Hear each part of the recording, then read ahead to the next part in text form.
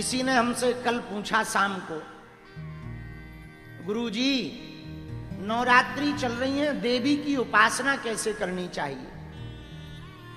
कल तो हम उस वक्त मौन हो गए थे तो बोल नहीं पाए जाते समय। मंदिर पे तो बोले हैं, रास्ता में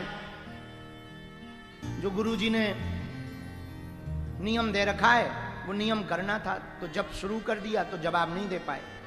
आज हमें याद आ गया।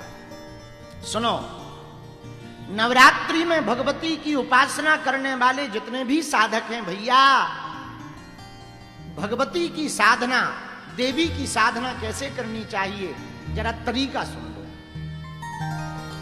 जैसे विदेश गए हुए पति की याद में पत्नी घर पर 24 घंटे रहती है कि भले ही 1 साल बाद आना है, पर उसके चित्त में पति ही चलते रहते कि खाना खाया कि नहीं खाया, सोए होंगे कि नहीं सोए होंगे, ठीक होंगे कि नहीं ठीक होंगे, यही चित्त में चलता रहता। वैसे ही देवी के साधक को पूरे जीवन भर भगवती के बारे में चिंतन करना चाहिए कि हमारी माँ कैसी होगी, हमारी माँ दिखती कैसी होगी, हमारी माँ जब हमें दर्शन देगी तो कृपा कैसे करेगी। जैसे प्रेम के प्रगाढ़ता में पड़े हुए प्रेमी और प्रेमिका एक दूसरे को स्मरण करते हैं, वैसे ही साधक को अपने आराध्य का स्मरण करना चाहिए। जैसे वन में घास चरने के लिए जब गाय जाती है तो चरती जरूर वन में है, घास जरूर खाती है, बड़े बड़े झुंड में रहती है, पर चित्त में उसके बछड़ा ही रहता है कि हम जल्दी वापस चले जाएं, बछड़ा रंभा रहा होगा। और जैसे ही शाम को वापस आती है तो बड़े बड़े पेड़ों की लकड़ियों को तोड़ती हुई वो बछड़ा के पास दौड़ी चली आती है।